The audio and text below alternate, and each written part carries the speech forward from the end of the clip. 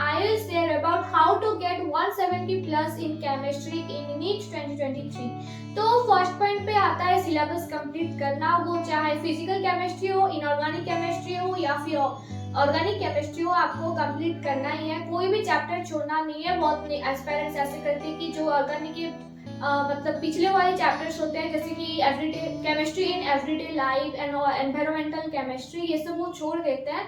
लेकिन उसको भी आपको पढ़ना होगा। 170 प्लस से आपको चाहिए, तो एक भी क्वेश्चन आपको छोड़ना नहीं है। एंड ये एक एक क्वेश्चन जो environmental chemistry, chemistry in everyday life या फिर बायोमोलिक्यूल्स से आता है, वो आपको मतलब मार्क्स सिक्योर करने के लिए बहुत हेल्प करती है। सो कोई भी अगर टॉपिक आपको नहीं आ रहा है अभी, या फिर आपको याद रखने में दिक्कत हो रही है, तो अभी आप मतलब YouTube से या फिर कहीं भी कोई भी सोर्स से आप उसको कंप्लीट कर सकते हैं। सो कोई भी टॉपिक छोड़िए मत, उसको कंपल्सरीली आपको कंप्लीट करना होगा। तो सेकंड पॉइंट में आता है रिवीजन। जितना जल्दी आप कोर्स खत्म करेंगे उतनी स्पीड से आप रिवीजन कर सकते हैं। तो रिवीजन भी आपको बार बार करना होगा।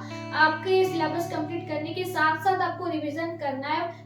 कंप्लीशन के बाद में तो आप करेंगे ही रिवीजन, लेकिन अभी जो आप पढ़ रहे हैं, आज जो पढ़ रहे हैं, कल उसको रिवाइज करना होगा। इस 2 दिन में जो पढ़े उसको बाद में रिवीजन करना होगा। ऐसे ही आपको याद रहेगा। लेकिन बैठ के प्रॉपर प्लानिंग बनाइए, आप कैसे कोर्स कंप्लीट कर रहे हैं, रिवीजन कर रहे हैं एंड क्वेश्चन प्रैक्टिस कर रहे हैं। थर्ड पॉइंट में आता है क्वेश्चन प्रैक्टिस एंड QIQs। आपको बहुत सारे क्वेश्चन प्रैक्टिस करना है, जैसे कि मैंने फिजिक्स एंड बायोलॉजी में भी बताया था। बहुत सारे question, different type of question, NCERT के अंदर से बहुत क्वेश्चन आता है। इन टेक्स्ट क्वेश्चन आपको छोड़ना ही नहीं है। एंड जो टॉपिक के बाद क्वेश्चन प्रैक्टिस के लिए आता है, उसको भी आपको कंप्लीट करना है। एंड केमिस्ट्री का तो डेफिनेटली करना है। हाँ, फिजिकल का थोड़ा आपको लेंथी आएगा, तो आप क्वेश्चन चूज कर सकते हैं कि मतलब किस टाइप का क्वेश्चन नीट में आ सकता है, तो आप उस क्वेश्चन को ही कंप्लीट कर लीजिए। उसके साथ साथ आपको एनसीईआरटी एग्जाम्पलर भी ध्यान देना होगा, फिजिक्स, केमिस्ट्री, बायोलॉजी तीनों का। एंड QIQs में आपको QIQs 10 या 15 साल का करना है एंड उसको बार बार करना है। एंड मैंने कैसे करना है फिजिक्स में भी बताया था, बायो में भी बताया कि आपको बबल कर लेना है। जो क्वेश्चन आपका नहीं हो रहा है उसको बार बार रिवाइज करना है। जो आपका गलती हुआ है उसको आपको बार बार रिवाइज करना है, दोहराना है।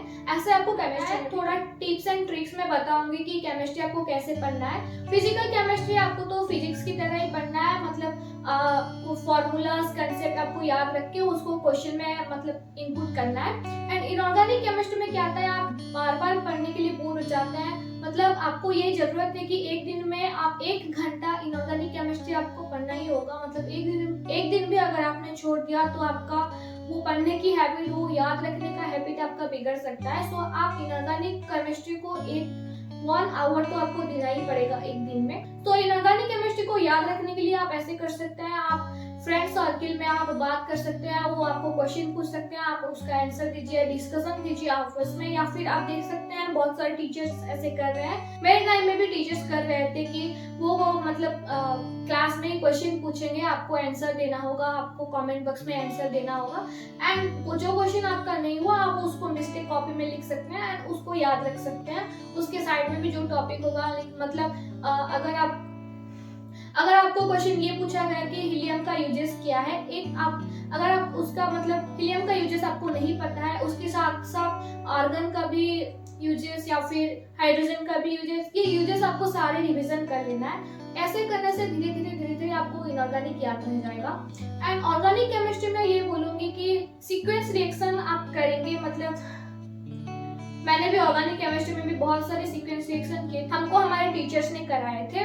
तो मतलब ऑर्गेनिक केमिस्ट्री के एनसीईआरटी के मतलब टेक्स्ट क्वेश्चन में भी है बहुत सारे सीक्वेंस रिएक्शन, आप उसको प्रैक्टिस कर सकते हैं।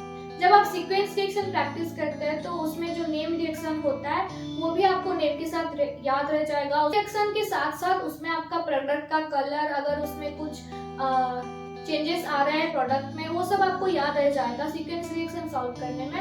एंड बहुत सारे टेस्ट भी होते हैं ऑर्गेनिक केमिस्ट्री में, वो भी सीक्वेंस रिएक्शन में आ जाता है। आप YouTube में ढूंढ सकते हैं, बहुत सारे टीचर्स ये सब सॉल्व करवा रहे होते हैं। तो ये बहुत सारे मतलब केमिस्ट्री को याद रखने के लिए हेल्प करती है। बहुत सारे टिप्स एंड ट्रिक्स होते हैं और पीरियोडिक टेबल को सॉल्व करने के लिए, याद रखने के लिए, उसको मतलब 118 एलिमेंट्स को याद रखने के लिए बहुत सारे टेक्निक्स होते हैं। आप उसको याद रख के केमिस्ट्री को आसान। तो 5th पॉइंट में आता है मिस्टेक कॉपी। मिस्टेक कॉपी के बारे में मैंने बहुत टाइम ही बोला है, जैसे फिजिक्स या बायोलॉजी में करते हैं आपको केमिस्ट्री में भी ऐसे करना है। जो टॉपिक्स आपका नहीं हो रहा है, जिसमें आपका बार बार गलती हो रहा है, आप मिस्टेक कॉपी में लिख सकते हैं, चाहे वो नेम रिएक्शन हो, सीक्वेंस रिएक्शन हो या इनऑर्गेनिक का जैसे कोई रिएक्शन हो, जैसे कि मतलब डीएफ ब्लॉक में बहुत सारे लोगों को प्रॉब्लम होती है, या फिर जो KMnO4 K2Cr2O7 वाले में उसमें बहुत सारे रिएक्शन होते हैं जो याद नहीं रहते हैं, उसको आप एक ही जगह पे अगर मिस्टेक कॉपी में लिख लेते हैं तो आपको पढ़ने में वो बहुत हेल्प करती है।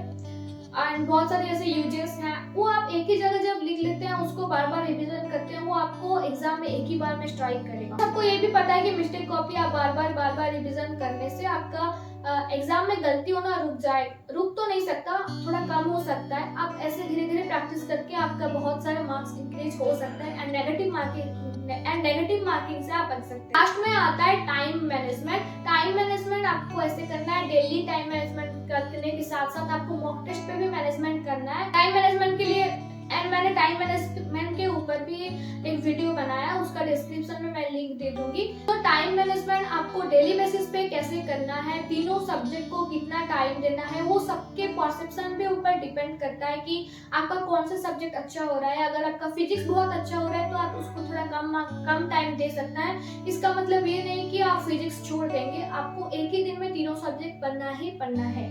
मॉक टेस्ट में भी आपको टाइम मैनेजमेंट सीखने के लिए आपको बहुत सारे मॉक टेस्ट देना होगा।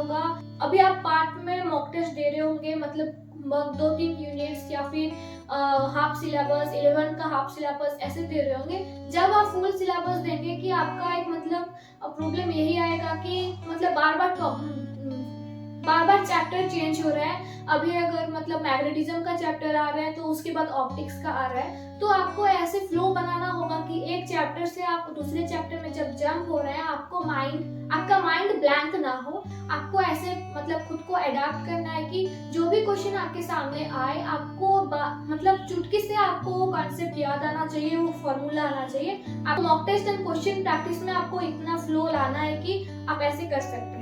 सो केमिस्ट्री में मेरे को इतना ही बोलना था, बाकी पॉइंट्स आप फिजिक्स या बायोलॉजी में भी देख सकते हैं, वही सेम पॉइंट है। फिर भी अगर आपका कोई डाउट आ रहा है केमिस्ट्री में तो आप कमेंट सेक्शन में मेरे को बता सकते हैं, या फिर अगर कोई पर्सनल प्रॉब्लम है तो आप मेरे को इंस्टाग्राम में भी बात कर सकते हैं। सो like, comment, share my subscribe channel and stay tuned for more videos. Thank you.